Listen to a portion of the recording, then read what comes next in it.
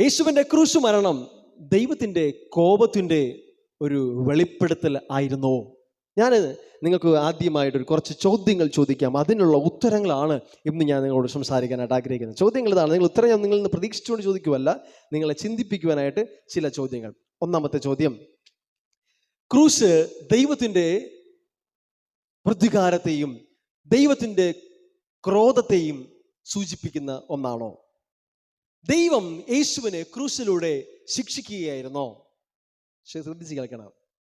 ദൈവത്തിന് യേശുവിൻ്റെ ക്രൂശ് മരണം അനിവാര്യമായിരുന്നോ നമ്മോട് ക്ഷമിക്കുവാനായിട്ട്? മറ്റൊന്ന്, ക്രൂശ് ദൈവത്തിൻ്റെ മനസ്സ് മാറ്റിയോ? പഴയ നിയമത്തിലുള്ള ദൈവത്തെ പുതിയ നിയമത്തിലേക്ക് മാറ്റാനായിട്ട് ക്രൂശ് വേണ്ടി വന്നോ?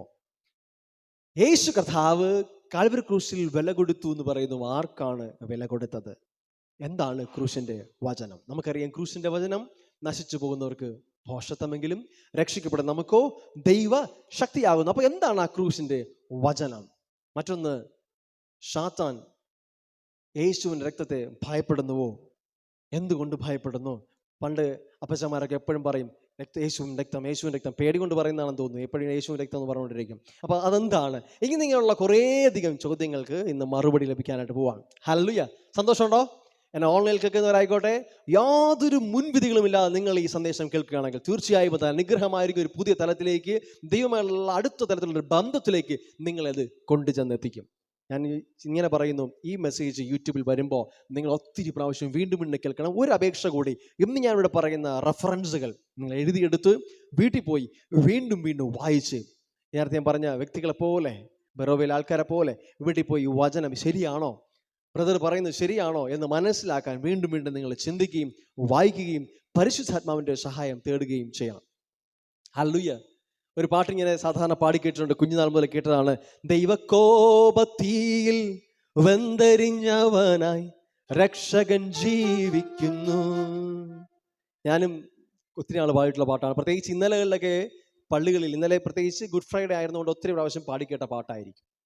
ഞാൻ പണ്ട് ചിന്തിച്ചിട്ടുണ്ട്, ദൈവകോപത്തീയിൽ വെന്തെരിഞ്ഞവൻ. ഓ, എത്ര ദുഷ്ടനായ ഒരു ദൈവം, ഒരപ്പൻ തൻ്റെ പുത്രനെ കത്തി എരിയാൻ വേണ്ടി വിട്ടുകൊടുത്തിരിക്കുന്നു. ഇതാണ് ആ പാട്ട് അർത്ഥമാക്കുന്നത്. എന്നാൽ യഥാർത്ഥത്തിൽ വചനം എന്ത് പറയുന്നു? ഇതാണ് നമ്മളിന്ന് ചിന്തിക്കാനായിട്ട് പോകുന്നത്. ഹല്ലേലൂയ! ഹല്ലേലൂയ! ശ്രദ്ധിച്ച് കേൾക്കുക. ആദ്യം കുറച്ച് വചനങ്ങൾ നമുക്ക്, ഞാൻ ഇതൊരു ഓർഡറിലായിരിക്കില്ല പറയാൻ പോകുന്നത്, അവിടെ നിന്ന് ഇവിടെ നിന്നൊക്കെ ആയിരിക്കും. പരിശുദ്ധാത്മാവിനനുസരിച്ച് ഞാൻ ഇങ്ങനെ സംസാരിക്കാൻ ആഗ്രഹിക്കുകയാണ്. എങ്കിലും ആദ്യമായിട്ട് കുറച്ച് വചനങ്ങൾ വായിക്കുവാൻ ആഗ്രഹിക്കുകയാണ്. അപ്പോസ്തല പ്രവൃത്തികൾ 2-ാം അധ്യായം 23-24 വാക്യങ്ങൾ. നസറായനായ യേശുവിനെ ദൈവം തൻ്റെ സ്ഥിര നിർണയത്താലും വ്യക്തമായൊരു പദ്ധതിയോടുകൂടെ മുന്നറിവിനാലും ഏൽപ്പിച്ചിട്ട് നിങ്ങൾ അവനെ അധർമ്മികളുടെ കയ്യാൽ തറപ്പിച്ച് കൊന്നു. ആര് പറയുക? പത്രോസ് മഹാപുരോഹിതന്മാരോടും ശാസ്ത്രിമാരോടും പറയുകയാണ്, ദൈവം യേശുവിനെ നിങ്ങളുടെ കയ്യിൽ തൻ്റെ മുൻ പദ്ധതി പ്രകാരം, തൻ്റെ അനാദികാല അറിവ് പ്രകാരം ഏൽപ്പിച്ചു തന്നു, നിങ്ങൾക്ക് നൽകി. നിങ്ങളോ അവനെ അധർമ്മികളുടെ കയ്യാൽ തറപ്പിച്ച് കൊന്നു. അതായത് റോമക്കാരുടെ കയ്യിൽ ഏൽപ്പിച്ചു കൊടുത്തിട്ട് അവനെ ക്രൂശിൽ തറച്ച് കൊന്നു. ദൈവം എന്ത് ചെയ്തു? ദൈവമോ മരണപാശങ്ങളെ അഴിച്ചിട്ട് അവനെ ഉയർത്തെഴുന്നേൽപ്പിച്ചു. മരണം അവനെ പിടിച്ചു വയ്ക്കുന്നത് അസാധ്യം ആയിരുന്നു. അപ്പോൾ ഇവിടെ ക്രൂശ് മരണത്തിൽ ദൈവത്തിന്റെ റോൾ എന്തായിരുന്നു? യേശുവിനെ ഉയർപ്പിച്ചു. ഹല്ലേലൂയ! നമ്മുടെ റോൾ എന്തായിരുന്നു? മനുഷ്യൻ അവനെ ക്രൂശിൽ തറപ്പിച്ച് കൊന്നു. ഹല്ലേലൂയ! ദൈവം യേശുവിനെ കൊന്നതല്ല, ഈ ലോകത്തിന് ദൈവം നൽകിയ ഏറ്റവും വലിയ ഗിഫ്റ്റാണ് യേശു കർത്താവ്. യോഹന്നാന്റെ സുവിശേഷം 3-ാം അധ്യായം 16-ാമത്തെ വാക്യം ഇങ്ങനെ പറയുന്നു, തൻ്റെ ഏകജാതനായ പുത്രനിൽ വിശ്വസിക്കുന്ന ഏവനും നശിച്ചു പോകാതെ നിത്യജീവൻ പ്രാപിക്കേണ്ടതിന് അവനെ നൽകുവാൻ തക്കവണ്ണം അവൻ ലോകത്തെ സ്നേഹിച്ചു. നമ്മെ സ്നേഹിച്ചത് കാരണം ദൈവം യേശുവിനെ തന്നു. നമ്മോടുള്ള സ്നേഹം കൊണ്ട് യേശുവിനെ തന്നു. നമുക്കിന്ന് ഗിഫ്റ്റാണ് യേശു. ആ ഗിഫ്റ്റിനോടുള്ള, ആ യേശുവിനോടുള്ള നമ്മുടെ പ്രതികരണം എന്തായിരുന്നു? നമ്മളോ അവനെ തുപ്പി അടിച്ച് അവനെ ക്രൂശിക്കാൻ നിലവിളിച്ച് അവനെ ക്രൂശിച്ചു. ദൈവമോ അവനെ ഉയർപ്പിച്ചു. Hallelujah, hallelujah. അതായത് ക്രൂശ് എന്ന് പറയുന്നത് ദൈവം തൻ്റെ ദേഷ്യം മുഴുവൻ തൻ്റെ പുത്രന്റെ മേൽ തീർത്തതല്ല. ദൈവം തൻ്റെ പുത്രനെ തന്നപ്പോ, ദൈവത്തിൻ്റെ ഏറ്റവും വലിയ ഗിഫ്റ്റിന് നൽകിയപ്പോ, മനുഷ്യന്റെ ക്രൂരത എത്രമാത്രമാണ് എന്ന് മനുഷ്യൻ കാട്ടിയ അനുഭവമാണ് ക്രൂശ്. സ്വർഗത്തിലെ ദൈവത്തിൻ്റെ ഏറ്റവും വലിയ ഗിഫ്റ്റും മനുഷ്യന്റെ ഏറ്റവും വലിയ ക്രൂരതയും കൂട്ടുമുട്ടുന്ന സ്ഥലമാണ് കുരിശ്. ഹല്ലേലൂയ. മനുഷ്യന്റെ ഹൃദയം എത്രമാത്രം കല്ലായി പോയി, എത്രമാത്രം മനുഷ്യത്വമില്ലാത്ത അവസ്ഥയിലേക്ക് പോയി എന്ന് കാട്ടുന്ന ഒരു പിക്ചർ കൂടെയാണ് കുരിശ്. അതുകൊണ്ട് വചനം പറയുന്നത്, കല്ലായ നിങ്ങളുടെ ഹൃദയങ്ങളെ മാറ്റി മാംസളമായ ഹൃദയം ഞാൻ നിങ്ങൾക്ക് നൽകും. ഹല്ലേലൂയ. മറ്റൊരു വചനം വായിക്കാം. മത്തായിയുടെ സുവിശേഷം 16-ാം അധ്യായം അതിൻ്റെ 21-ാം വാക്യം. അന്നു മുതൽ യേശു താൻ യെരൂശലേമിൽ ചെന്നിട്ട്, ശ്രദ്ധിച്ച് കേൾക്കണേ, മൂപ്പന്മാർ, മഹാപുരോഹിതന്മാർ, ശാസ്ത്രിമാർ എന്നിവരാൽ പലതും സഹിച്ച് കൊല്ലപ്പെടുകയും 3-ാം നാൾ ഉയർത്തെഴുന്നേൽക്കുകയും വേണ്ടത് എന്ന് ശിഷ്യന്മാരോട് പ്രസ്താവിച്ച് തുടങ്ങി. ആരാലാണ് യേശു ക്രൂശിക്കപ്പെടുക? മൂപ്പന്മാർ, മഹാപുരോഹിതന്മാർ, ശാസ്ത്രിമാർ എന്നിവരാൽ. അതായത് അന്നത്തെ കാലത്തെ യഹൂദ മതത്തിന്റെ പ്രമാണികൾ, ദൈവത്തിന്റെ വചനം അല്ലെങ്കിൽ ന്യായപ്രമാണം മുഴുവൻ അറിയാമെന്ന് വിശ്വസിച്ച് വിചാരിച്ചു നടന്ന ഒരു കൂട്ടം ആളുകൾ. അവരാൽ പലതും സഹിച്ച് കൊല്ലപ്പെടും, എന്നാലോ 3-ാം നാൾ ഉയർത്തെഴുന്നേൽക്കും താൻ എന്ന് യേശു ശിഷ്യന്മാരോട് പ്രസ്താവിച്ചു. ഹല്ലേലൂയ. ദൈവത്തിനൊരു മുന്നറിവുണ്ടായിരുന്നു, ദൈവത്തിന് ഡിവൈൻ പദ്ധതി ഉണ്ടായിരുന്നു. പക്ഷേ വയലൻസ്, ഇത്രമാത്രം ക്രൂരത, അത് മനുഷ്യന്റെ കയ്യിൽ നിന്നായിരുന്നു. ഹല്ലേലൂയ. 2 കാര്യങ്ങളാണ് ക്രൂശ് വെളിപ്പെടുത്തുന്നത്. ഒത്തിരി കാര്യങ്ങൾ, 2 കാര്യങ്ങൾ. ഒന്ന്, മനുഷ്യന്റെ പാപത്തിന്റെ ഡെപ്ത്, ആഴം എത്രയാണ് എന്നുള്ളതാണ്.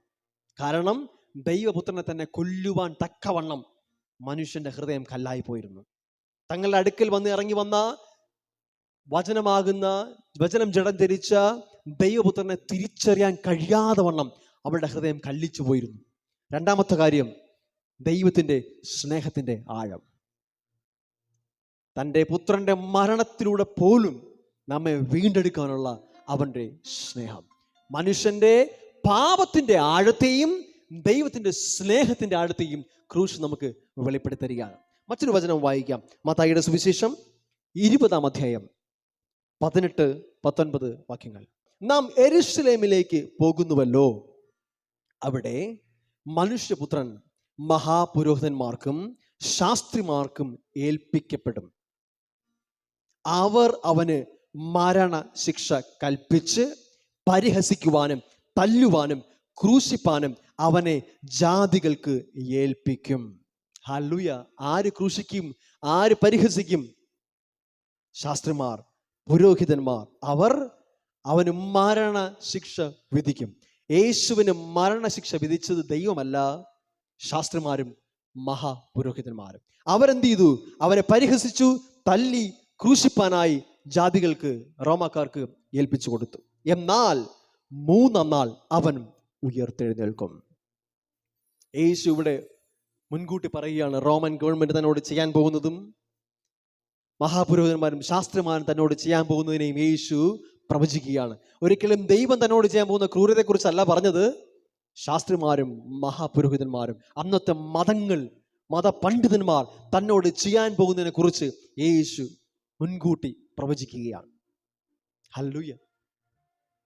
അടുത്ത മത്തായി 26:45 യേശു തൻ്റെ അവസാന വാക്കുകളൊന്നാണ്. യേശു പറയുകയാണ് ശിഷ്യന്മാരോട്, ഇനി ഉറങ്ങി ആശ്വസിച്ചു കൊള്ളുവിൻ, നാഴിക അടുത്തു, മനുഷ്യപുത്രൻ പാപികളുടെ കയ്യിൽ ഏൽപ്പിക്കപ്പെടുന്നു.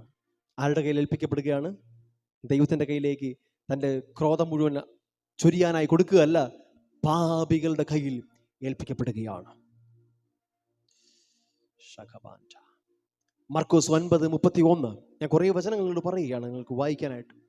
യേശു ശിഷ്യന്മാരോട് പറയുകയാണ്, മനുഷ്യപുത്രൻ മനുഷ്യരുടെ കയ്യിൽ ഏൽപ്പിക്കപ്പെടും, അവർ അവനെ കൊല്ലും, മൂന്നാം നാൾ കഴിഞ്ഞ ശേഷം അവൻ ഉയർത്തെഴുന്നേൽക്കും.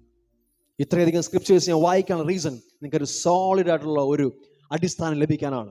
യേശു പറയുകയാണ്, മനുഷ്യപുത്രൻ ആരുടെ കയ്യിൽ ഏൽപ്പിക്കപ്പെടും? മനുഷ്യരുടെ കയ്യിൽ ഏൽപ്പിക്കപ്പെടും. അവർ അവനെ കൊല്ലും. മനുഷ്യർ ദൈവപുത്രനെ കൊല്ലുകയാണ്. ഫാദർ അല്ല, പിതാവായ ദൈവമല്ല. നാം അവനെ കൊല്ലും. മൂന്നാം നാൾ അവൻ ഉയർത്തെഴുന്നേൽക്കും. ഹല്ലേലൂയ. പിതാവ് പുത്രനെ അയച്ചു. പുത്രൻ തന്നെ സമർപ്പിച്ചു. പരിശുദ്ധാത്മാവ് അവനെ കൂടെ ഇരുന്ന് ഉയർത്തെഴുന്നേൽപ്പിച്ചു. തൃത്വത്തിന്റെ മുഴുവൻ പദ്ധതിയാണ്. ഒരിടത്തും പിതാവ് മാറി നിന്നില്ല, പുത്രനെ ഒറ്റപ്പെടുത്തിയില്ല, പരിശുദ്ധാത്മാവ് വിട്ടുനിന്നില്ല. കാൽവരി ക്രൂശിലും തന്റെ ജനനം മുതൽ കാൽവരി ക്രൂശിലും അതിനുശേഷം മരണത്തിലും പുനരുത്ഥാനത്തിലും വരെ ത്രിയേക ദൈവം നമുക്ക് കാണാനായി കഴിയും. പിതാവും പുത്രനും പരിശുദ്ധാത്മാവും ലോകത്തെ എത്രമാത്രം സ്നേഹിക്കുന്നു എന്ന് ക്രൂശിലൂടെ നമുക്ക് വരച്ചു കാട്ടുന്നു. ഹല്ലേലൂയ. ഞാൻ ഒന്ന് രണ്ട് കാര്യങ്ങളൊന്ന് പറഞ്ഞു പോകട്ടെ. ആദ്യമായി നമുക്ക് മനസ്സിലാക്കേണ്ട ഒരു കാര്യം, ബൈബിൾ എന്ന് പറയുന്നത് കുറേയധികം ഡെഫിനിഷൻസ് ഉള്ള പുസ്തകമല്ല. സാധാരണഗതിയിൽ ബൈബിൾ കോളേജിലൊക്കെ പഠിക്കാനായിട്ട് പോകുമ്പോൾ അവിടെ പഠിപ്പിക്കുന്നത് ഇങ്ങനെയായിരിക്കും: നീതി എന്താണ്, വാട്ട് ഈസ് റൈച്ചസ്നസ്, ഒരു ഡെഫിനിഷനാണ്. അങ്ങനെ കുറെ ഡെഫിനിഷൻ പഠിക്കാനുള്ള പുസ്തകമല്ല ഇത്. കംപ്ലീറ്റ് ആയിട്ട് ഒരു സ്റ്റോറിയാണ്. ഇതിന്റെ മുഴുവൻ സ്റ്റോറി ആകെത്തുക മനസ്സിലാക്കാതെ ഇടയ്ക്കുള്ള ഭാഗങ്ങൾ പഠിച്ചാൽ നമുക്ക് കൺഫ്യൂഷൻ ആവും. ഒരു മുഴുവൻ സ്റ്റോറിയുടെ അതിന്റെ ഉദ്ദേശവും കംപ്ലീറ്റ് പർപ്പസും മനസ്സിലാക്കാതെ ഇടയ്ക്കുള്ള പസിൽ മാത്രം എടുത്ത് ഡിഫൈൻ ചെയ്യാൻ പോയാൽ നമുക്ക് ഹോൾ സ്റ്റോറി മിസ്സാവും. ഹല്ലേലൂയ. അതായത് യേശുവിന്റെ കാൽവരി ക്രൂശിലെ മരണം, അല്ലെങ്കിൽ നീതി എന്താണ് ക്രൂശീകരണം, എന്താണ് യേശുവിന്റെ ഇൻകാർണേഷൻ, മനുഷ്യാവതാരം എന്നുള്ളത് ഡെഫിനിഷനായിട്ട് പഠിക്കാൻ പോയാൽ, വീണ്ടെടുപ്പ് എന്താണ്, ഇതൊക്കെ പഠിക്കാൻ പോയാൽ തെറ്റിപ്പോവും. അതുകൊണ്ടാണ് പലരും തെറ്റിപ്പോകുന്നത്. പഴയ നിയമത്തിൽ എന്താണ് വീണ്ടെടുപ്പ്? കാരണം അതിൻ്റെ ഒരു നിഴലായിരുന്നല്ലോ. യേശുവിന്റെ വീണ്ടെടുപ്പിന്റെ നിഴൽ പഴയ നിയമത്തിൽ കാണാൻ പറ്റും. പുറപ്പാട് പുസ്തകത്തിൽ, ശ്രദ്ധിച്ച് കേൾക്കണേ, പുറപ്പാട് പുസ്തകത്തിൽ ഇസ്രായേൽ ജനത്തെ മിസ്രൈമിൽ നിന്ന് വീണ്ടെടുത്തു. എങ്ങനെ വീണ്ടെടുത്തേ? പാസ് ഓവർ ലാമ്പ്, പെസഹ കുഞ്ഞാട് വഴി അവരെ വീണ്ടെടുത്ത് അവരെന്ന് പുറത്തു കൊണ്ടുവരികയാണ്. ഇവിടെ ഒരു കുഞ്ഞാട്, പുതു നിയമത്തിൽ യേശു. ബൈബിളിന്റെ സെൻട്രാലിറ്റി എന്ന് പറയുന്നത്, അതിന്റെ പ്രധാനത മനസ്സിലാക്കണമെങ്കിൽ ഒരു ലെൻസാണ് ഏറ്റവും പ്രധാനം. നിങ്ങൾ ഏത് ലെൻസോട് കൂടി ഈ ബൈബിൾ വായിച്ചാൽ, ഇപ്പൊ ഉദാഹരണത്തിന് മറ്റു മതത്തിൽ നിന്ന് കർത്താവിനെ അറിഞ്ഞു വന്നൊരു വ്യക്തി ആയിക്കോട്ടെ, അയാള് അവിടെ അറിഞ്ഞ ഏതെങ്കിലും ഒരു ദേവന്റെ മനസ്സിൽ വെച്ചുകൊണ്ട് അയാളുടെ ക്യാരക്ടർ വെച്ചുകൊണ്ട് തപ്പിയാൽ അതേ ക്യാരക്ടറുള്ള ദൈവത്തെ നമുക്ക് അതിനകത്ത് കിട്ടും. ക്രൂരനായ രക്തദാഹിയായ ദൈവത്തെയും ഇതിനകത്ത് കിട്ടും. പക്ഷേ യേശു വെളിപ്പെടുത്തിയ പിതാവിനെ മനസ്സിലാക്കാതെ, ആ കീ ഇല്ലാതെ സ്ക്രിപ്ചർ ഓപ്പൺ ചെയ്താലുള്ള പ്രശ്നം ഇതാണ്. നമുക്ക് പലപ്പോഴും പല മിക്സഡ് ഇമേജ് കിട്ടും ദൈവത്തെക്കുറിച്ച്. യേശു പറഞ്ഞു, പിതാവിനെ ആരും ഒരു നാളും കണ്ടിട്ടില്ല. തന്റെ ഏകജാതനായ പുത്രൻ, പിതാവിന്റെ മടിയിരിക്കുന്ന പുത്രൻ തന്നെ പിതാവിനെ വെളിപ്പെടുത്തിയിരിക്കുന്നു. അപ്പോ യേശു വെളിപ്പെടുത്തി നൽകാതെ, യേശുവിലൂടെ അല്ലാതെ നമുക്ക് ഈ പിതാവിനെ അറിയാൻ പറ്റത്തില്ല. ഇല്ലെങ്കിൽ നമുക്ക് നമ്മുടെ ബുദ്ധി കൊണ്ട് അളക്കാൻ തുടങ്ങും. എന്തുകൊണ്ട് ഈ വചനം ഇങ്ങനെ, ആ വചനം ഇങ്ങനെ, എന്നിട്ട് അതിനെയൊക്കെ എടുത്ത് യേശുവിൽ ഫിറ്റ് ചെയ്യാൻ ശ്രമിക്കും. എപ്പോഴും പറയും, എപ്പോഴും നമ്മളെ ട്രൂത്ത് വെച്ചിട്ട് വേണം, സത്യം വെച്ചിട്ട് വേണം നിഴലിനെ മനസ്സിലാക്കാൻ. നിഴൽ വെച്ച് ഒരിക്കലും സത്യത്തെ മനസ്സിലാക്കാൻ പറ്റത്തില്ല. ഫസ്റ്റ് ആൻഡ് പ്രോമിനന്റ് തോട്ട് എന്ന് പറയുന്നത് ഗോഡ് ഈസ് ലവ്. ദൈവം സ്നേഹമാണ്. ഒന്നിട്ട് വാക്കിൽ നോട്ട് ചെയ്യുക, വീട്ടിൽ വായിക്കുക. പുറപ്പാട് പുസ്തകം 34:6-7, സങ്കീർത്തനങ്ങൾ 103:8-10, 1 യോഹന്നാൻ 4:8-10. അല്ലെ, 1 യോഹന്നാൻ 4:8-10 നമുക്കിപ്പോൾ വായിക്കാം. 1 യോഹന്നാൻ, ഇതൊരു ജേണിയാണ്. നിങ്ങൾ എന്നോടൊപ്പം വന്നാൽ നിങ്ങൾക്ക് ഇത് വളരെ വേഗത്തിൽ മനസ്സിലാക്കാം. 1 യോഹന്നാൻ 4-ാം അധ്യായം അതിൻ്റെ 8 മുതലുള്ള വാക്യം. സ്നേഹിക്കാത്തവൻ ദൈവത്തെ അറിഞ്ഞിട്ടില്ല, ദൈവം സ്നേഹം തന്നെ. ദൈവം തൻ്റെ ഏകജാതനായ പുത്രനെ നാം അവനാൽ ജീവിക്കേണ്ടതിന് ലോകത്തിലേക്ക് അയച്ചു. അതിനാൽ ദൈവത്തിന് നമ്മോടുള്ള സ്നേഹം പ്രത്യക്ഷമായി. നാം ദൈവത്തെ സ്നേഹിച്ചതല്ല, അവൻ നമ്മെ സ്നേഹിച്ച് തൻ്റെ പുത്രനെ നമ്മുടെ പാപങ്ങൾക്ക് പ്രായശ്ചിത്തമാകുവാൻ അയച്ചത് തന്നെ സാക്ഷാൽ സ്നേഹം ആകുന്നു. ഒറ്റവാക്കി പറഞ്ഞ ഗോഡ് ഈസ് ലവ്. ആ സ്നേഹത്തെ എങ്ങനെ പ്രദർശിപ്പിച്ചു? ഉദാഹരണത്തിന്, എനിക്ക് ഒരാളോട് സ്നേഹമുണ്ട്, അതിവിടെ ഇരുന്നാൽ ആരും അറിയില്ല, അല്ലേ? അറിയത്തില്ല. പക്ഷേ ആ വ്യക്തി അറിയണമെങ്കിൽ എന്ത് ചെയ്യണം? പ്രദർശിപ്പിക്കണം. ദൈവം ലോകത്തെ സ്നേഹിച്ചു, അവൻ സ്നേഹം തന്നെയാണ്. ആ ദൈവം സ്നേഹത്തെ എങ്ങനെയാ പ്രകടിപ്പിച്ചേ? തൻ്റെ പുത്രനെ നമുക്ക് വേണ്ടി നൽകി അതിനെ പ്രദർശിപ്പിച്ചു. Hallelujah, thank you Jesus. ഞാൻ മറ്റൊരു ചോദ്യം ചോദിക്കാം. ദൈവത്തിന് നമ്മോട്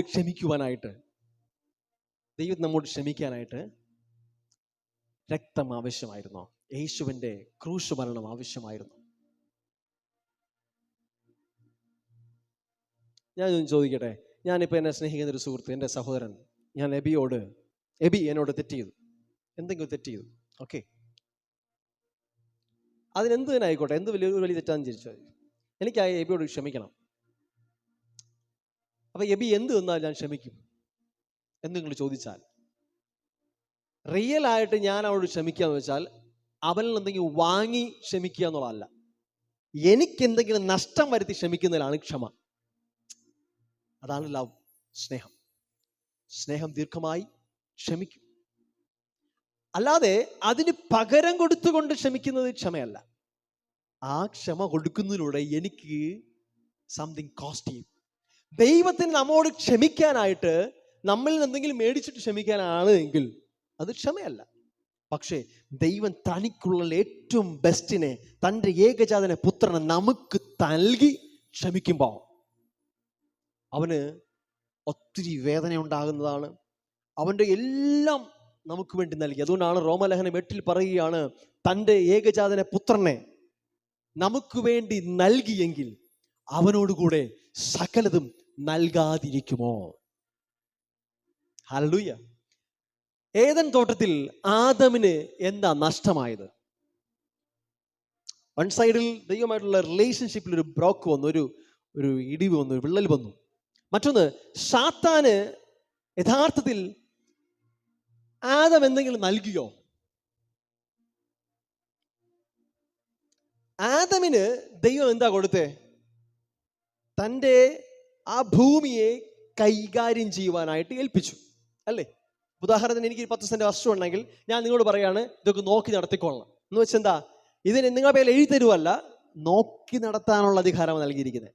അതുകൊണ്ട് വചനം സങ്കീർത്തനങ്ങൾ പറയുകയാണ്, സ്വർഗവും ഇറ്റ് ബിലോങ് ടു ഗോഡ്. അത് ദൈവത്തിനുള്ളതാ, ഓണർഷിപ്പാ. പക്ഷെ ഭൂമി അവൻ എന്ത് ചെയ്യുന്നു? മക്കൾക്ക് ജസ്റ്റ് കൊടുത്തിരിക്കുക, പൊസഷനിൽ കൊടുത്തിരിക്കുക, കൈകാര്യം ചെയ്യാനായിട്ട് കൊടുത്തിരിക്കുക. ഓണർഷിപ്പ് അല്ല കൊടുത്തിരിക്കുന്നത്, കൈകാര്യം ചെയ്യാൻ കൊടുത്തിരിക്കുക. അതുപോലെ ഏദൻ തോട്ടത്തെ നോക്കി നടത്താൻ, ഭൂമിയെ വാഴുവാനായി ദൈവം അവരെ ട്രസ്റ്റ് ചെയ്ത് ഏൽപ്പിച്ചു. സാത്താന്റെ കള്ളത്തെ വിശ്വസിച്ചപ്പോ ഇങ്ങനെ പറയാം, ഒരു കള്ളൻ നമ്മൾ വിശ്വസിക്കുമ്പോൾ ആ കള്ളനെ നമ്മൾ എംപവർ ചെയ്യുകയാണ്. ഉദാഹരണത്തിന് ഞാൻ നിങ്ങളോട് പറയുകയാണ്, ആ റൂമിൽ കയറരുത്, അവിടെ 10 ദുരാത്മാക്കളുണ്ട് എന്ന് പറഞ്ഞാൽ നിങ്ങളോട് പോകുമ്പോൾ ഒന്ന് പേടിച്ച് മാറിപ്പോവും. ഞാൻ നിങ്ങളുടെ അധികാരത്തോലെ പിടിച്ചു വാങ്ങിയോ? നിങ്ങൾ എനിക്ക് ലീഗലായിട്ട് നിങ്ങൾ അധികാരമായിട്ട് തന്നോ? പക്ഷെ ഞാൻ എങ്ങനെയോ നിങ്ങളെ കൺട്രോൾ ചെയ്യുന്നില്ലേ? എങ്ങനെ കൺട്രോൾ ചെയ്തു?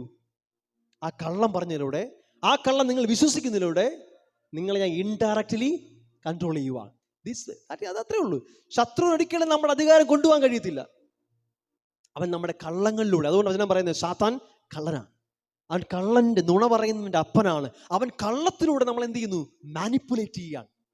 ശത്രു കള്ളം കൊടുക്കും, ദൈവം നിന്നോട് ഇപ്പോൾ ഇഷ്ടത്തിലല്ല, ദൂരെയാണ്, അകന്നിരിക്കുക, ഇത്തരത്തിലുള്ള കള്ളങ്ങൾ പലപ്പോഴും പാപത്തിന്റെ അവസ്ഥയിൽ പോകുമ്പോൾ, ഇപ്പൊ നിനക്ക് പവറില്ല, ശത്രു നിന്നെല്ലാം എടുത്തുകൊണ്ടു. ഒരു സിമ്പിൾ ചോദ്യം ചോദിക്കട്ടെ, നിങ്ങളുടെ വീട്ടിൽ നിന്ന് അതിനൊരു ചോദ്യം ചോദിക്കട്ടെ. യേശു തന്റെ രക്തം മറുവിലയെ കൊടുത്തു എന്ന് പറയും. വചനം പറയുന്നതിനാണ്, നിങ്ങളെ വിലയ്ക്ക് വാങ്ങിയിരിക്കുന്നു, ശരിയല്ലേ? അപ്പൊ വിലയ്ക്ക് വാങ്ങിയിരിക്കുന്നു. അങ്ങനെയാണ് എന്റെ ചോദ്യം, യേശു ആരിൽ നിന്നാണ് നിങ്ങളെ വിലയ്ക്ക് വാങ്ങിയത്? ആർക്കാണ് യേശു വില കൊടുത്തത്? സ്ഥിരം ഡിബേറ്റബിൾ ക്വസ്റ്റ്യനാണ്.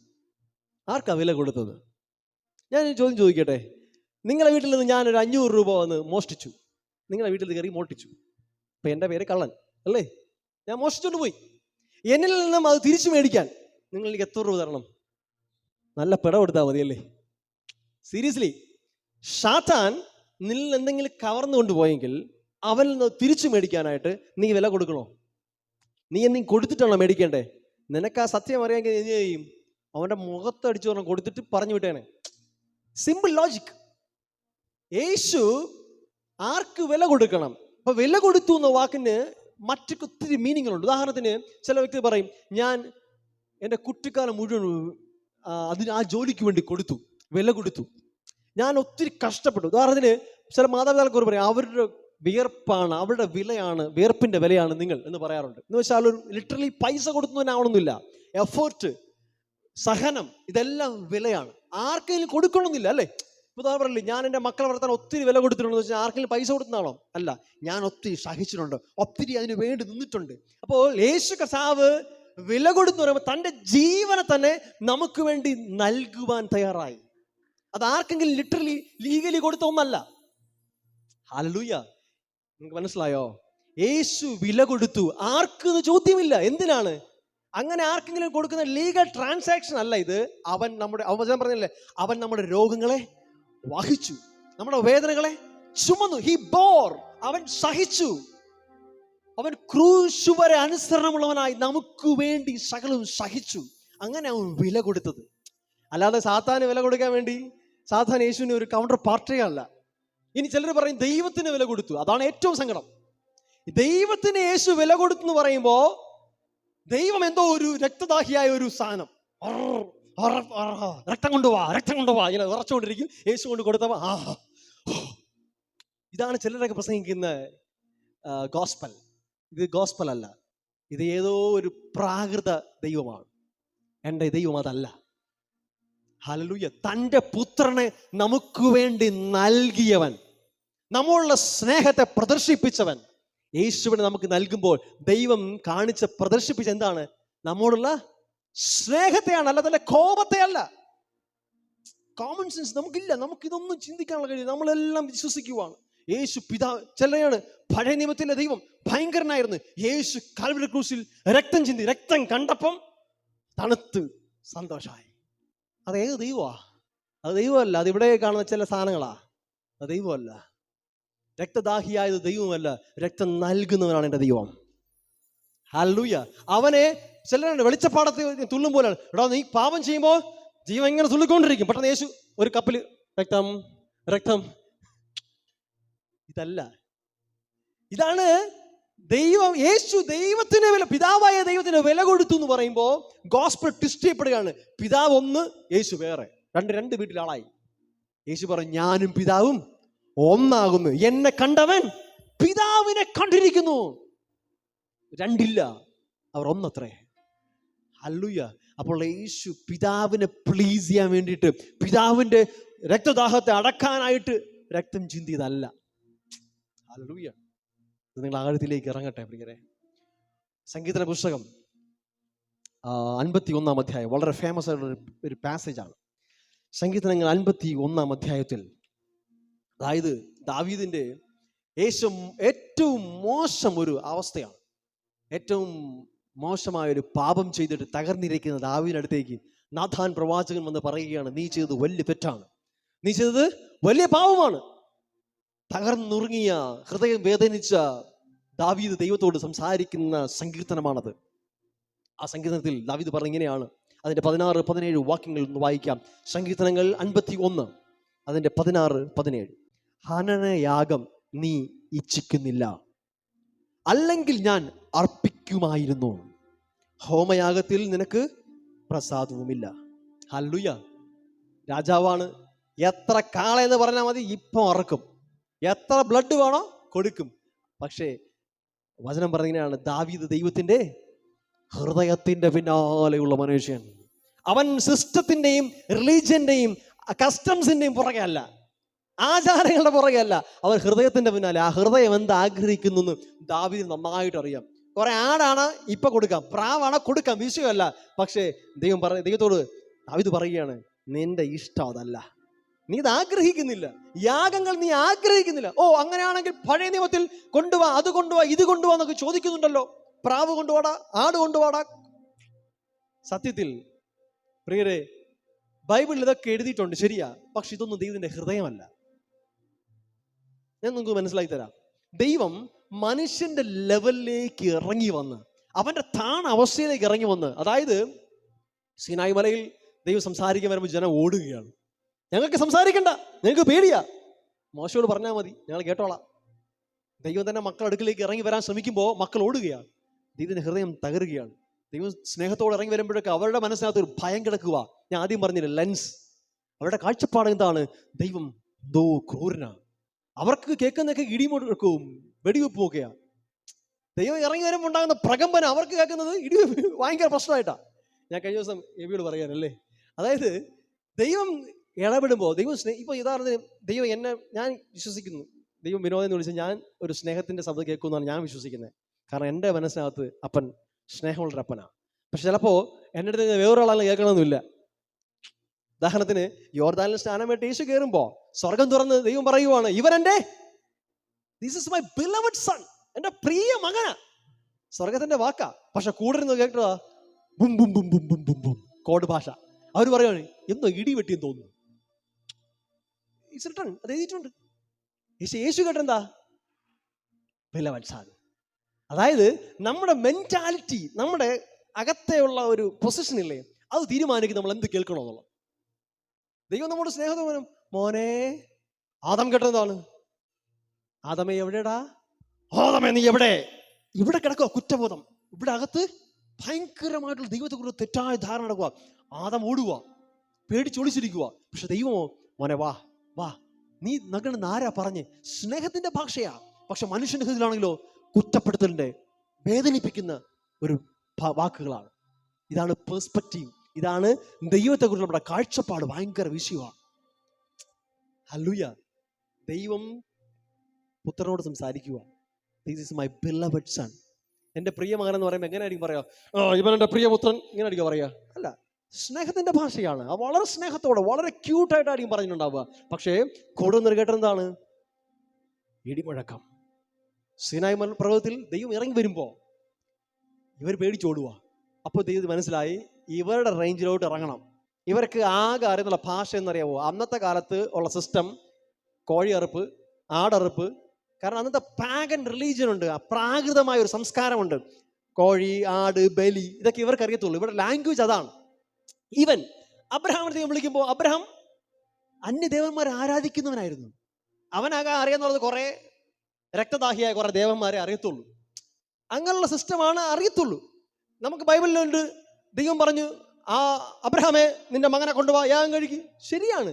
പക്ഷെ എന്തിനായിരുന്നു പ്രിയരെ? അങ്ങനെ എഴുതിയിരിക്കുന്നു വെച്ചിട്ട് അത് ദൈവത്തിന്റെ ഹൃദയമായിരുന്നില്ല. അതാണ് പ്രത്യേകത. അവിടെയാണ് മനസ്സിലാക്കേണ്ടത്. ദൈവത്തിന് ഇസഹാക്കിനെ വേണ്ട, ദൈവം കൊടുത്തതാ ഇസഹാക്കിനെ. ദൈവത്തിന്റെ ആഗ്രഹം ഇസഹാക്കിലൂടെ രാജാക്കന്മാരും ഫലമുറകൾ ഉണ്ടാവണം ദൈവം ആഗ്രഹിക്കുന്നുണ്ട്. പക്ഷേ ദൈവം പറയുക ഇസഹാക്കിനെ കൊണ്ടുപോവാ, യാഗം കഴിക്കും. നമുക്കൊരു ക്രൂരനായ ദൈവം. പക്ഷെ എന്താ? അബ്രഹാമിന് മനസ്സിലാക്കുന്ന ഒരു ഭാഷയുണ്ട്. കാരണം അബ്രഹാം അതുവരെ ആരാധിച്ചിരുന്ന എല്ലാ ദേവന്മാരും ആദ്യജാതനെ ബലി ചോദിക്കുന്ന ദൈവമാണ്. അതുകൊണ്ട് അവൻ ഒരു പുതുമയും തോന്നിയില്ല. അബ്രഹാം പോവാം, എല്ലാ ദേവന്മാരെ പോലെ ഇതുവരെ ദൈവം കൊണ്ടങ്ങ് പോയി. പക്ഷേ അവിടെ ആ യാഗസമയത്ത്, ആ മൊമെന്റിൽ അബ്രഹാം കത്തിയെടുക്കുമ്പോൾ സ്വർഗ്ഗത്തിൽ ദൈവം പറഞ്ഞു, ഒരു മിനിറ്റ്, ക്യാൻ ഐ ഇന്റർഫിയർ, ഞാൻ ഇടപെടട്ടെ. അവിടെയാണ് ട്വിസ്റ്റ്. അവിടെ ദൈവം പറയുവാണ്, ഇതുവരെ നീ അറിഞ്ഞ ദൈവമല്ല ഞാൻ, രക്തം ചോദിക്കുന്ന ദൈവമല്ല, രക്തം നൽകുന്ന ദൈവമാണ്. നിന്റെ ബാലന്റെ മേൽ നീ കൈവയ്ക്കരുത്, നിനക്ക് വേണ്ടി അതാ അവിടെ ഒരുക്കിയിരിക്കുന്നു. ലോക സ്ഥാപനത്തിന് മുമ്പേ അറുക്കപ്പെട്ട കുഞ്ഞാടിനെ റിസംബിൾ ചെയ്യുന്ന ഒരു ആട്ടിൻകുട്ടി അവിടെ കെട്ടപ്പെട്ട് കിടക്കുകയാണ്. യേശു പിതാവ് കാണിച്ചു കൊടുക്കുവാണ്. ദൈവം പറയുവാണ്, അബ്രഹാം മനസ്സിലാക്കുക, I am the God who provide. ഞാൻ യഹോവ ഇറേ, ഞാൻ നൽകുന്ന ദൈവമാണ്, ഞാൻ എടുക്കുന്ന ദൈവമല്ല. അവന്റെ തലത്തിൽ ഇറങ്ങി വന്ന് അവനോട് കൂടെ നടന്ന് അവന്റെ മനസ്സിലാകുന്ന ഭാഷയിൽ വന്നിട്ട് ദൈവം സംസാരിക്കുക. ഇതിന്റെ സ്റ്റോറിയിൽ ഇടയ്ക്ക് മാത്രം എടുത്തിട്ട് ചിലർ വിളിച്ചു പറയും, നിന്റെ പുത്രനെ കൊടുത്തില്ലേ, കൊന്നുകളയും. കണ്ടാ ദൈവം ചോദിച്ച കണ്ടാ? സ്റ്റോറി മനസ്സിലാവണം, അപ്പനെ ഹൃദയം മനസ്സിലാവണം. അവർക്ക് മനസ്സിലാകുന്ന ഭാഷയിലേക്ക് ദൈവം ഇറങ്ങി വരികയാണ്. അബ്രഹാമിനോട് പറഞ്ഞു, അബ്രഹാമേ ഞാൻ നിനക്ക് വേണ്ടി കരുതിയിട്ടുണ്ട്. നീ എനിക്ക് വേണ്ടി കൊണ്ടുവരേണ്ട രക്തം ഞാൻ നിനക്ക് വേണ്ടി രക്തം കരുതിയിട്ടുണ്ട്. അത് എൻ്റെ പുത്രന്റെ രക്തമാ. ഹല്ലേലൂയ. നീ നിനക്കിനി നിന്റെ കുറ്റബോധം മാറാൻ രക്തം വേണോ? മനുഷ്യൻ മുഴുവൻ പറഞ്ഞു രക്തച്ചൊരിച്ചിലില്ലാതെ വിമോചനമില്ല, രക്തമില്ലാതെ പാപക്ഷമയില്ല. മനുഷ്യൻ പറഞ്ഞു രക്തമില്ലാതെ പാപക്ഷമ കിട്ടത്തില്ല. ദൈവം പറഞ്ഞു, ശരി, നിങ്ങളുടെ രക്തം വേണ്ട, എൻ്റെ പുത്രന്റെ രക്തം തരാം. നിങ്ങൾക്ക് അങ്ങനെ പാപക്ഷമ കിട്ടത്തുള്ളൂ എങ്കിൽ, നിങ്ങൾ വിശ്വസിക്കുന്നുണ്ടെങ്കിൽ, ഞാൻ അതിനും തയ്യാറ്. ഞാൻ എൻ്റെ പുത്രനെ തരാം, നിങ്ങൾക്ക് ഇഷ്ടമുള്ള ചെയ്തോ. അവർ അടിച്ച് നുറുക്കി തകർത്ത് അവസാനത്തിൽ രക്തം കളയുമ്പോഴും സ്വർഗ്ഗദൈവം പറയുവാണ്, ഞാൻ നിന്നോട് ക്ഷമിച്ചിരിക്കുന്നു. ഇപ്പോൾ വിശ്വസിക്കാമോ? Can you believe right now? ഇപ്പോൾ നിനക്ക് വിശ്വസിക്കാൻ പറ്റുമോ? നീ തുപ്പിയിട്ടും തിരിച്ചു തുപ്പുന്നില്ല. അതുകൊണ്ടാണ് ആ വാക്യം ഒന്ന് വായിക്കാം. 1 പത്രോസ് 2:23-24. തന്നെ ശകാരിച്ചിട്ട് പകരം ശകാരിക്കാതെയും, കഷ്ടം അനുഭവിച്ചിട്ട് ഭീഷണി പറയാതെയും, ന്യായമായി വിധിക്കുന്നവന്റെ കയ്യിൽ കാര്യം ഭരമേൽപ്പിക്കത്രേ ചെയ്തത്. യേശുവിനെ കുറിച്ച് പറയുക, തന്നെ ശകാരിച്ചിട്ട് തിരിച്ച് ശകാരിക്കാതെ, തന്നെ തുപ്പിയിട്ട് തിരിച്ച് ഭീഷണി പറയാതെ, ദൈവത്തിന്റെ കരത്തിൽ തന്നെ സബ്മിറ്റ് ചെയ്യുകയാണ് യേശു ചെയ്തത്. Hallelujah, thank you Jesus. കണ്ടോ, അബ്രഹാമിന്റെ അടുക്കിലേക്ക് ദൈവം വന്ന പോലെ ഇസ്രായേൽ മക്കളുടെ അടുക്കിലേക്കും ദൈവം ഇറങ്ങി വന്നു. അപ്പൊ എന്തിനാണ് പഴയ നിയമത്തിൽ ഇത്രയധികം ബലികൾ, യാഗങ്ങളൊക്കെ? പ്രിയരെ, അവർക്ക് മനസ്സിലാവുന്ന ഭാഷ അതായിരുന്നു. അവർ ദൈവത്തിന്റെ അടുക്കൽ വരാൻ മടിച്ചു നിന്നപ്പോ, ഭയന്നു നിന്നപ്പോ, അവരുടെ മനസാക്ഷിക്കകത്ത് ഒരു കുറ്റബോധം മാറാൻ, ദൈവത്തോടുള്ള ഒരു അവരുടെ ഇമേജ്, അവരുടെ കൺസെപ്റ്റ്, അവരുടെ ഒരു മനസ്സിന്റെ അവസ്ഥയെ മാറ്റുവാൻ സ്വർഗ്ഗത്തിലെ ദൈവം പറഞ്ഞു, ശരി, ഒരു കാര്യം ചെയ്യും, ഒരു ആടിനെ അറുക്ക്, രക്തം എടുത്തുകൊണ്ട് വാ. അപ്പൊ നോക്കിയപ്പോണ്ടാ ചിലർക്ക് ആടില്ല. അപ്പൊ പറഞ്ഞു, പ്രാവ് മതിയിടാ. ഏറ്റവും ഏത് പാവപ്പെട്ടവനും പ്രാവെങ്കിലും കിട്ടുമല്ലോ. കർത്താവിന്റെ ആട് മാത്രം പിടിക്കാത്തെ? ആടില്ലാത്തവൻ വരാതിരിക്കണ്ട, അവൻ പ്രാവിനെയും കൊണ്ട് വരട്ടെ, അതിന്റെ ഇഷ്ടം പോലെ കിട്ടുമല്ലോ. അതുകൊണ്ടാണ് സ്വർഗ്ഗത്തിലെ ദൈവം പദ്ധതികൾ കൊടുത്തു. അങ്ങനെയെങ്കിലും അവർ അതും കൊണ്ടെങ്കിലും വരും, അങ്ങനെയെങ്കിലും എൻ്റെ മക്കൾ എൻ്റെ അടുക്കലേക്ക് വരട്ടെ. അല്ലാതെ ദൈവത്തിന്റെ ഇഷ്ടമായിരുന്നില്ല. നിന്റെ അപ്പൻ്റെ അടുത്ത് പോകാൻ രക്തം വേണമെന്ന് അപ്പം പറയത്തില്ല. പക്ഷെ നിനക്ക് പോകാൻ രക്തം വേണമെങ്കിൽ നീ ആഗ്രഹിച്ചാൽ, നീ വാശി പിടിച്ചാൽ, അത് നൽകാനും മടിക്കത്തില്ല. ഓ, നിങ്ങൾക്കത് മനസ്സിലായി? എനിക്കറിയത്തില്ല. അതായത് നിങ്ങൾ ദൈവത്തിൻ്റെ അടുത്ത് പോകാൻ വേണ്ടി ദൈവത്തിന്റെ രക്തമൊന്നും വേണ്ട, പക്ഷെ നിങ്ങളുടെ മനസാക്ഷി നിങ്ങളെ കുറ്റം വിധിക്കുന്നു. ഓ, നീ പാപിയാ, നിനക്ക് അങ്ങോട്ട് പോകാൻ യോഗ്യതയില്ല.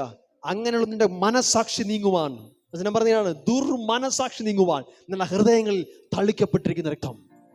ആ ഹൃദയം തളിക്കാൻ അന്ന് ആടുകളുടെയും പ്രാവുകളുടെയും രക്തത്തെ തളിക്കപ്പെട്ടു. അങ്ങനെയെങ്കിൽ നിങ്ങൾ അവൻ അടുക്കിലേക്ക് പോകുവാൻ അവൻ ആഗ്രഹിച്ചു. എന്നാൽ ദാവീദോട് പറയുകയാണ്, നീ അത് ഇച്ഛിച്ചില്ല, നിന്റെ ഇഷ്ടം അതായിരുന്നില്ല എങ്കിൽ ഞാൻ നൽകുമായിരുന്നു, ഞാൻ അർപ്പിക്കുമായിരുന്നു. പക്ഷെ നിന്റെ ഇഷ്ടം എന്താണ്? അവിടെ ഇങ്ങനെയാണ്, ദൈവത്തിന്റെ ഹനനയാഗങ്ങൾ തകർന്നിരിക്കുന്ന മനസ്സ്, തകർന്നും നുറുങ്ങിയും ഇരിക്കുന്ന ഹൃദയത്തെ ദൈവമേ നീ നിരസിക്കുകയില്ല. രാജാവിന് ഈസി ആയിട്ട് എത്ര പാപവും ചെയ്യാം, എന്നിട്ട് എന്ത് ചെയ്യാം? 1000 ഹോമയാഗം കഴിച്ചാൽ മതിയല്ലോ, 1000 ആടിനെ അറുത്താൽ മതിയല്ലോ.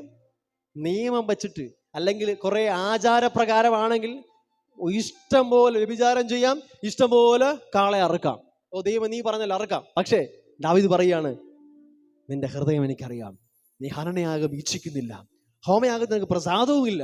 നിന്റെ ഹനനയാഗം, നിന്റെ ഇഷ്ടം ഈ തകർന്നിരിക്കുന്ന ഹൃദയമാണ്. തിരുത്തി വരുന്ന, നിന്നിലേക്ക് റിയൽ ആയിട്ടുള്ള പശ്ചാത്താപത്തോട് വരുന്ന മനസ്സാണ് നീ ആഗ്രഹിക്കുന്നത്, ഞാൻ അറിയുന്നു. അവിടെയാണ് ദൈവം മടിക്കാതെ പറയുന്നത്, ഈ ദാവീദ് എൻ്റെ ഹൃദയത്തിന്റെ പിന്നാലെയുള്ള മനുഷ്യൻ. ഇന്ന് ഞാനും നിങ്ങളും അങ്ങനെ ആയിരിക്കട്ടെ, അവന്റെ ഹൃദയത്തെ അറിയുന്നവരായിരിക്കട്ടെ. അല്ലാതെ ഓ ഇങ്ങനെ എഴുതിയിട്ടുണ്ടല്ലോ എന്ന് വെച്ച് അക്ഷരത്തിന്റെ പുറകെ പോകാതെ ആത്മാവിന്റെ പുറകെ പോകാൻ, പരിശുദ്ധാത്മാവിൽ നടത്തപ്പെടുന്നവർ അത്രേ ദൈവത്തിന്റെ മക്കൾ. ഹല്ലേലൂയ. ദൈവത്തിന് നമ്മോട് ക്ഷമിക്കാനായിട്ട് രക്തത്തിന്റെ ആവശ്യമില്ല. നമ്മൾ അവനെ കൊന്നു, എന്നിട്ടും അവൻ നമ്മോട് ക്ഷമിച്ചു. അവൻ നമ്മോട് ക്ഷമിക്കാനായിട്ട് ക്രൂസിന്റെ ആവശ്യമില്ലായിരുന്നു. പക്ഷേ നാം അവനോട് എന്തൊക്കെ ചെയ്തിട്ടും അവൻ നമ്മോട് ക്ഷമിക്കുകയായിരുന്നു. ഹല്ലേലൂയ. മറ്റൊരു ചോദ്യം, ക്രൂശ് ദൈവത്തെ മാറ്റിയോ? ക്രൂശ് ദൈവത്തെ മാറ്റിയോ?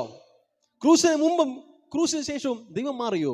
ക്രൂശിന് മുമ്പും ക്രൂശിന് ശേഷവും എന്നല്ല, He is the same yesterday, today and forever. അവൻ അനാദികാലം മുതൽ, നിത്യത മുതൽ നിത്യത വരെ അവൻ മാറ്റമില്ലാത്ത ദൈവമാണ്. ഇത് നിങ്ങളുടെ അകത്ത് ഉറയ്ക്കണം പ്രിയരെ. ദൈവം നിത്യത മുതൽ നിത്യത വരെ മാറ്റമില്ലാത്ത ദൈവം. He is eternal God. നിത്യനായ ദൈവം. ഉറക്കെ പറ, നിത്യപിതാവ്. ഓ, യേശുവിന്റെ ക്രൂശ് മരണത്തിന് ശേഷം അവൻ അപ്പനായതല്ല. ഹീസ് നിത്യ പിതാവ്, എറ്റേണൽ ഫാദർ. അങ്ങനെയാണ് എങ്കിൽ ദൈവത്തിന് അന്നും ഇന്നും ഒരു മാറ്റവുമില്ല. മാറ്റം അവിടെ എവിടെയാണ് ഉണ്ടായത്? മാറ്റം നമ്മിലാണ് ഉണ്ടായത്. അപ്പൊ ക്രൂശ് മാറ്റിയത് ദൈവത്തെ അല്ല, ക്രൂശ് മാറ്റി നമ്മയാണ്. മറ്റൊന്ന് പറഞ്ഞാൽ ദൈവത്തോടുള്ള നമ്മുടെ കാഴ്ചപ്പാടിനെയാണ് ക്രൂശ് മാറ്റിയത്. ക്രൂശ് വരെ നാം ചിന്തിച്ചിരുന്നു, എന്താ ഇത്? രക്തദാഹിയായ ദൈവം, ഒന്ന് പറഞ്ഞ മൂന്നിന് അടിക്കുന്ന ദൈവം, കൊല്ലുന്ന ദൈവം. പക്ഷേ ക്രൂശ് നമ്മോട് പറഞ്ഞു, നീ അടിച്ചാൽ പോലും ഞാൻ നിന്നെ തിരിച്ചടിക്കത്തില്ല, നീ തുപ്പിയാൽ പോലും ഞാൻ നിന്നോട് സഹായിക്കത്തില്ല, ഞാൻ നിന്നെ സ്നേഹിക്കുന്ന, നിനക്ക് വേണ്ടി നിൽക്കുന്ന ദൈവമാണ് എന്ന് ക്രൂശ് നമുക്ക് കാട്ടിത്തന്നു. ക്രൂശ് നമ്മോട് സംസാരിക്കുന്നത് എന്താണ്? ദൈവത്തിന്റെ അനന്തമായ സ്നേഹം. ക്രൂശിൽ കിടന്ന് യേശു പറയുകയാണ്, പിതാവേ, നീ എൻ്റെ മേൽ ഒഴിച്ച ക്രോധം തീർന്നെങ്കിൽ എടുത്ത് മാറ്റു എന്നല്ല, ഇവർ എന്നോട് ചെയ്യുന്നത് എന്തെന്ന് ഇവർ അറിയുന്നില്ല, ഇവരോട് ക്ഷമിക്കണമേ. പിതാവിന്റെ കോപത്തെ അല്ല അവിടെ കാണുന്നത്, നമ്മുടെ കോപം, നമ്മുടെ ക്രോധം, നമ്മുടെ കയ്പ്, ഇത് മുഴുവൻ നമ്മുടെ യേശുവിന്റെ മേൽ തീർത്തപ്പോ യേശു പിതാവിനോട് പറയുകയാണ്, ഇവരോട് ക്ഷമിക്കണമേ. നമ്മുടെ ഏറ്റവും മോശം കാര്യം നമ്മൾ അവനോട് ചെയ്തപ്പോ അവന്റെ ഏറ്റവും നല്ലതിനെ അവൻ തിരികെ തന്നു. ഏതെങ്കിലും സിനിമയിൽ നമ്മൾ കാണും, ഈ വില്ലൻ ആടിച്ച് നായകനെ ആടിച്ച് കൊന്ന് റെഡിയാക്കിയിട്ട് കഴിഞ്ഞാൽ അടുത്തൊരു വരവുണ്ടെങ്കിൽ എന്തായിരിക്കും പറഞ്ഞത്? ഒരു BGM കൊടുത്തു വരും, എന്താണ്? പ്രതികാരദാഹിയായിട്ട് ഒരു വരം തിരുമ്പി വന്നിട്ട് സൊല്ലടാന്ന് പറഞ്ഞ് തിരിച്ചു വന്ന് എല്ലാത്തിനും അടിച്ചു താച്ചോടച്ച് വരൂലെന്ന് കരുതിയാടാ എന്നൊക്കെ പറഞ്ഞ് ചോദിക്കുന്ന ഒരു സ്റ്റൈലായിരിക്കും നമ്മുടെ സ്റ്റൈൽ, അല്ലേ? പക്ഷെ ബൈബിളിൽ മാത്രം എൻറ്റയർലി ഡിഫറെൻ്റ് ആണ്. 3 ദിവസം കഴിഞ്ഞ് യേശു ഉയർത്തെഴുന്നേറ്റ് വരുമ്പോൾ യേശു എന്ന് പറയുന്ന ആദ്യ വാക്കെന്താണ്? നിങ്ങൾക്ക് സമാധാനം. ഓ ഹല്ലേലൂയ! റിവഞ്ച് എന്നല്ല, പ്രതികാരം എന്നല്ല, നിങ്ങൾക്ക് സമാധാനം. ഇതുപോലെ ഒരേ ഒരു ഹീറോയെ ലോകത്തുള്ളത് എൻ്റെ യേശു കർത്താവ് മാത്രമാണ്. കാരണം നീ തിന്മയ്ക്ക് ചെയ്യുമ്പോൾ, നീ മോശം കാര്യം കൊടുക്കുമ്പോൾ അവ അതിനെ നന്മയ്ക്കാക്കി മാറ്റുന്നതാണ്. പലരും തിന്മ പോലും ദൈവം തരുന്ന വിശ്വസിക്കാൻ കാരണം എന്നറിയാവോ? ഏത് തിന്മയെയും നന്മയാക്കി മാറ്റാനുള്ള അവന്റെ കഴിവാണ്. ചില പറയില്ലേ, രോഗം ഒന്ന് പഠിപ്പിച്ചു എന്ന്. രോഗത്തെ പോലും നിനക്ക് പഠിക്കാൻ പറ്റുന്ന നന്മയാക്കി മാറ്റുന്ന ദൈവത്തിന്റെ കൃപയാണ്, അല്ലാതെ അവൻ നിനക്ക് രോഗം തരുന്നതല്ല. Hallelujah! Oh thank you father. പഴയ നിയമത്തില് ഉൽപ്പത്തി പുസ്തകം 50-ാം അധ്യായം 20-ാമത്തെ വാക്യത്തിൽ നിങ്ങൾക്ക് എല്ലാവർക്കും അറിയുന്നൊരു ഭാഗമുണ്ട്. അതായത് ജോസഫിനെ കൂട്ടുകാരും ബന്ധുക്കളും സഹോദരങ്ങളൊക്കെ ഒറ്റക്കൊടുത്ത് ജോസഫ് മിസ്രൈം നാട്ടിൽ പോയി. അവിടെ വലിയ പൊസിഷനിലെത്തി കഴിയുമ്പോൾ, ക്ഷാമം വന്ന് കഷ്ടപ്പാടിൻ്റെ നടുവിൽ ഇവരവിടെ എത്തുമ്പോൾ ജോസഫ് പറയുന്ന കാര്യമാണ്, നിങ്ങൾ ദോഷത്തിനായിട്ട് എന്നോട് ചെയ്തു, പക്ഷെ ദൈവമോ നിങ്ങൾക്ക് മുന്നേ നന്മയ്ക്കായിട്ട് തൻ്റെ പദ്ധതി പ്രകാരം ആക്കി വെച്ചു. ഇത് തന്നെയാണ് യേശുവിൻ്റെ സ്റ്റോറിയും. നമ്മൾ അവനെ ക്രൂശിച്ചു, നമ്മൾ അവനെ അടിച്ചു, ദണ്ഡിപ്പിച്ചു, തുപ്പി, പക്ഷെ ദൈവമോ തൻ്റെ മുൻ നിർണയത്താൽ നമുക്ക് നന്മയ്ക്കായി, നമ്മുടെ രക്ഷയ്ക്കായി, നമ്മുടെ പാപക്ഷമയ്ക്കായി അതിനെ മാറ്റി തീർത്തു. ഹല്ലേലൂയ! ചിലർ ചോദിക്കും, ഓ ക്രൂശിൽ ദൈവം പിതാവ് മുഖം മറച്ചില്ലേ? മുഖം മറച്ചോ?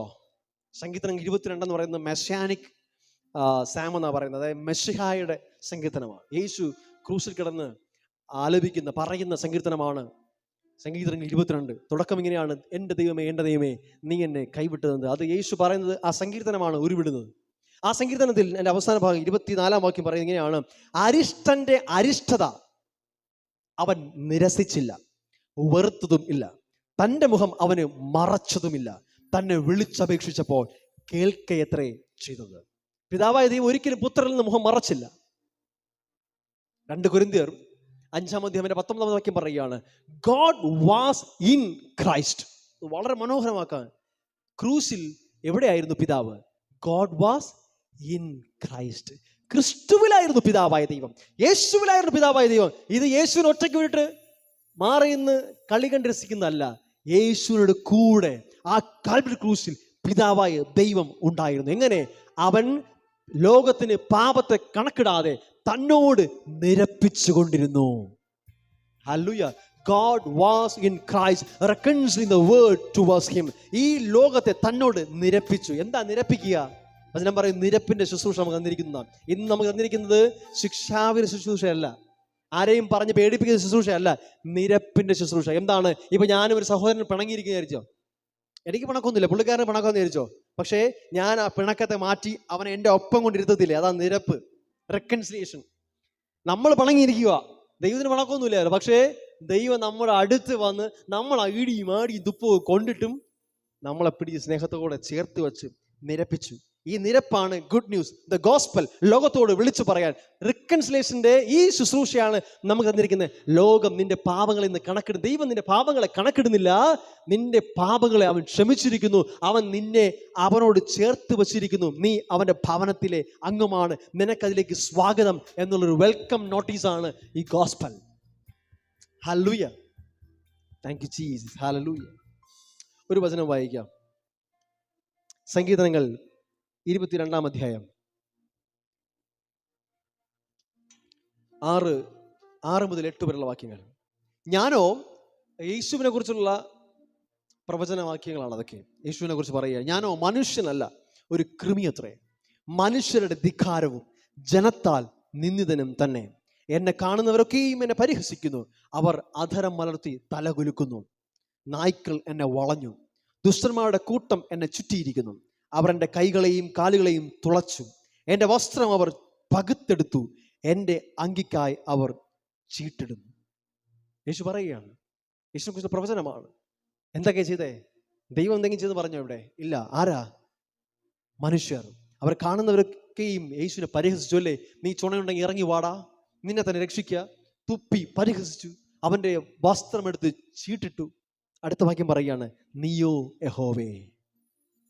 ഇതുവരെ ചെയ്തത് മനുഷ്യരാണെങ്കിൽ, നീയോ യഹോവേ അകന്നിരിക്കരുതേ, എൻ്റെ തുണ ആയുള്ളവേ എന്നെ സഹായിപ്പാൻ വേഗം വരണമേ. ദൈവം ഒരിക്കലും മാറി നിന്നില്ല. യേശുവിനോടൊപ്പം പിതാവ് നിന്നു. പിതാവും പുത്രനും അവർ വേർപിരിക്കാൻ കഴിയാതോളം ഒന്നായിരിക്കുന്ന പോലെ അവർ ക്രൂശിലും ഒന്നായിരുന്നു. യെശയ്യാ പ്രവചനം 50-ാം അധ്യായം അതിൻ്റെ 6 മുതൽ വാക്യം പറഞ്ഞിങ്ങനെയാണ്, അടിക്കുന്നവർക്ക് ഞാൻ എൻ്റെ മുതുകും രോമം പറിക്കുന്നവർക്ക് എൻ്റെ കവിളും ഞാൻ കാണിച്ചു കൊടുത്തു. എൻ്റെ മുഖം അവരുടെ നിന്ദയ്ക്കും തുപ്പലിനും മറച്ചിട്ടുമില്ല. യേശു തൻ്റെ മുഖത്ത് നിന്ന് മുടിയൊക്കെ പറിച്ചെടുത്തവർ, രോമം പറിച്ചെടുത്തവർക്ക് അവൻ തൻ്റെ കവിൾ വെച്ചു കൊടുത്തു. തുപ്പിയവർക്ക് കവിൾ മാറ്റിയില്ല, അതും ഏറ്റുപിടിച്ചു. അടുത്ത ഭാഗം പറയുകയാണ്, യഹോവയായ കർത്താവ് എന്നെ സഹായിക്കും, അതുകൊണ്ട് ഞാൻ അമ്പരന്ന് പോകുകയില്ല. കണ്ടോ, അവിടെയും പിതാവ് യേശുവിനോടൊപ്പമുണ്ട്. അപ്പൊ ഇതെല്ലാം സംഭവിക്കുമ്പോൾ യെശയ്യാ പ്രവചനം 53 പറയുകയാണ്, സാക്ഷാൽ അവൻ നമ്മുടെ രോഗങ്ങളെ, ആ വാക്യം വായിക്കാം. യെശയ്യാ പ്രവചനം 53 എൻ്റെ 4-5 വാക്യങ്ങൾ.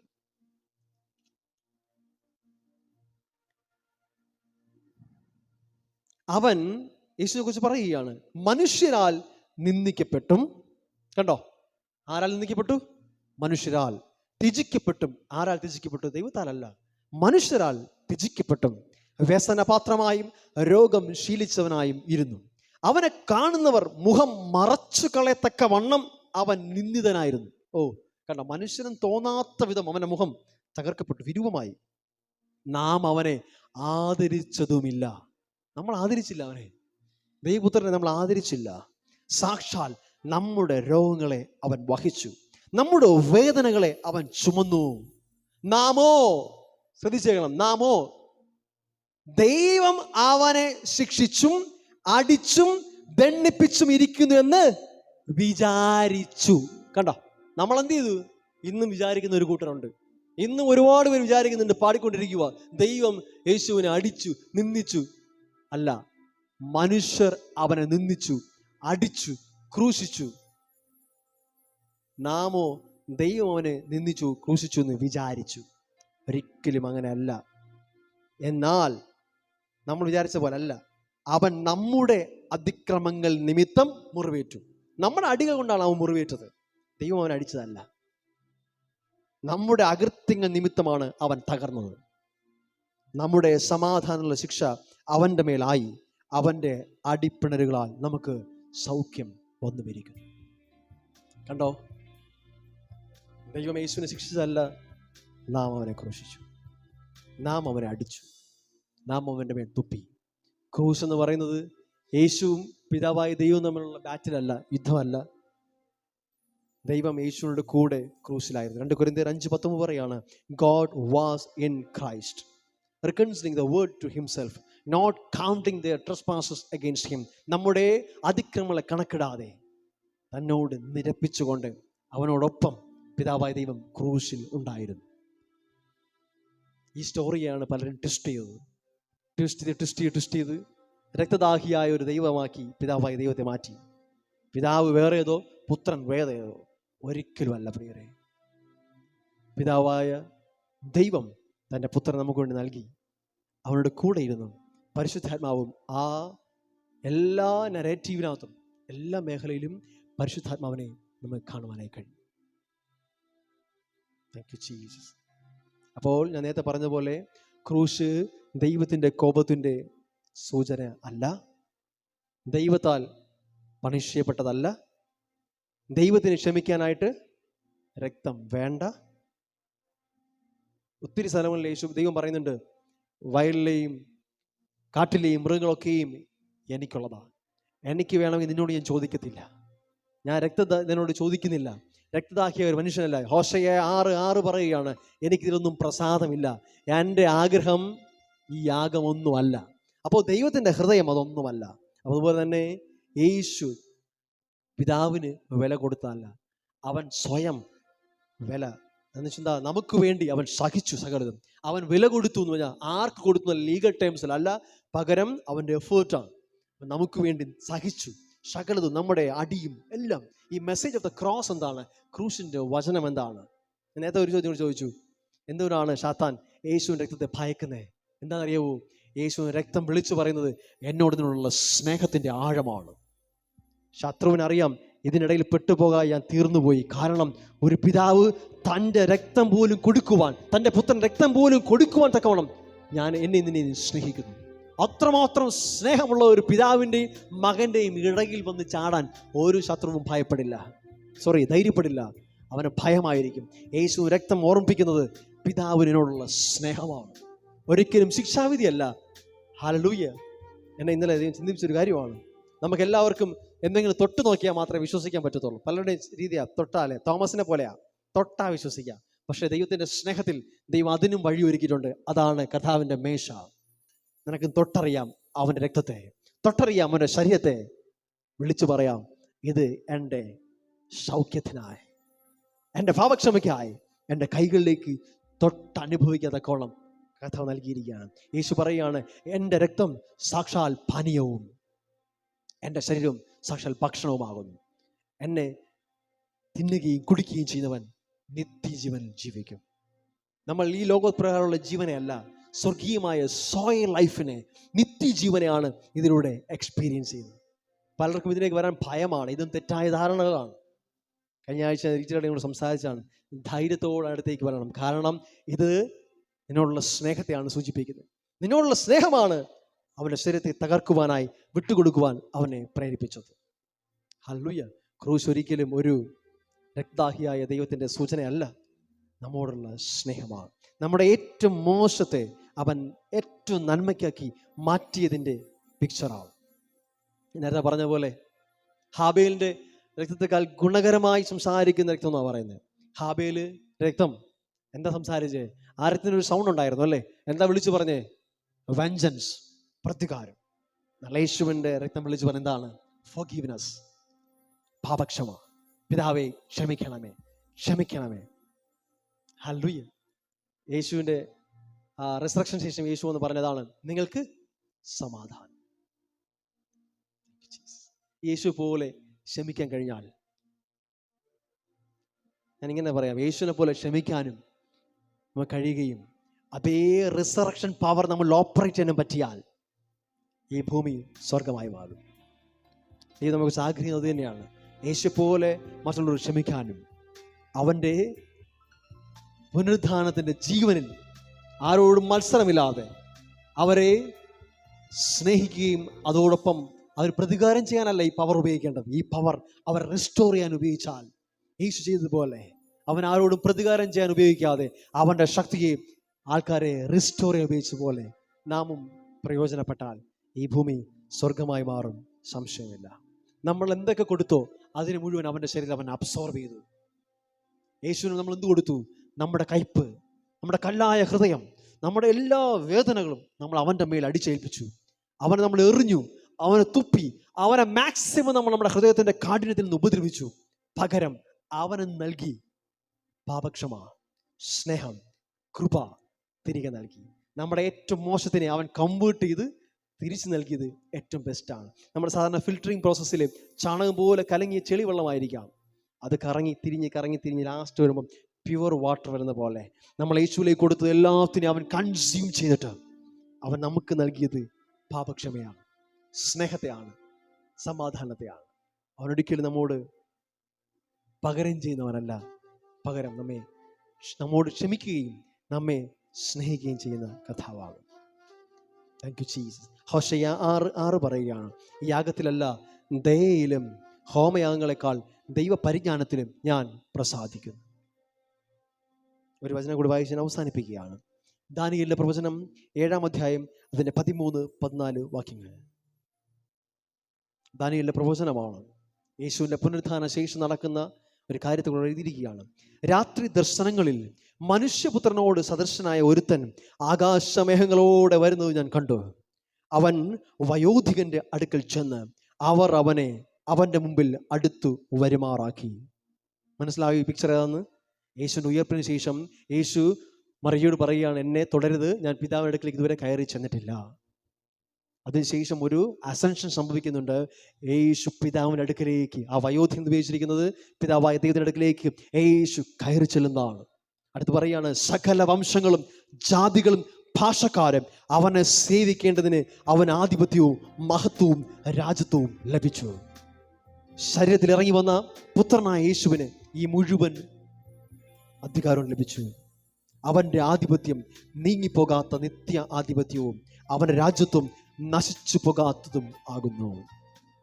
നമ്മൾ ഒറ്റുകൊടുക്കുകയും നമ്മൾ കൊല്ലിക്കുകയും ചെയ്ത സുവിശേഷങ്ങളിൽ കാണുന്ന അതേ യേശുവിനെ ദാനിയേൽ പ്രവാചകൻ വിളിച്ചു പറയാണ്, ക്രൂശ് ഒരു അവസാനമല്ല, അത് മഹത്വത്തിന്റെ പ്രവേശന കവാടമായിരുന്നു. യേശു മഹത്വത്തിലേക്കായിരുന്നു ഉയർത്തെഴുന്നേറ്റത്. ഇന്ന് അവന്റെ നാമത്തിന് മുന്നിൽ സകല ഭാഷക്കാരും സകല ഗോത്രങ്ങളും സകല ജാതികളും മുട്ടുമടക്കുകയും എല്ലാ നാവും യേശു കർത്താവെന്ന് അവന്റെ മഹത്വത്തിനായി ഏറ്റുപറയുകയും ചെയ്യും. ഹല്ലേലൂയ. ക്രൂശ് ഒരു അവസാനമായിരുന്നില്ല, ക്രൂശ് ഒരു ഗ്ലോറിയസ് എൻട്രി ആയിരുന്നു. Thank you Jesus. ഹല്ലേലൂയ. ഇന്ന് പിതാവായ ദൈവത്തെയും പുത്രനെയും മനസ്സിലാക്കുമ്പോൾ 2 പിക്ചറാണ് നിങ്ങളുടെ ഹൃദയത്തിൽ ഉണ്ടായിരുന്നെങ്കിൽ ഇന്ന് രാത്രി പരിശുദ്ധാത്മാവിനെ മാറ്റി ഞാൻ വിശ്വസിക്കുന്നു. തുറന്ന ഹൃദയത്തോടെ ഈ കർത്താവിന്റെ സ്നേഹത്തെ എക്സ്പീരിയൻസ് ചെയ്യാൻ തയ്യാറായാട്ടെ. ക്രൂശ് ദൈവസ്നേഹത്തിന്റെ അൾട്ടിമേറ്റ് ആയിട്ടുള്ള ഡിസ്പ്ലേ ആണ്. നമ്മൾ അർഹിക്കുന്നതിലധികമായി സ്വർഗം നമുക്ക് നൽകി. നമ്മൾ അവനെ ട്രീറ്റ് ചെയ്ത രീതിയാണ് ക്രൂശ്. ഹല്ലേലൂയ. യേശു നമ്മെ സ്നേഹിക്കുന്നു.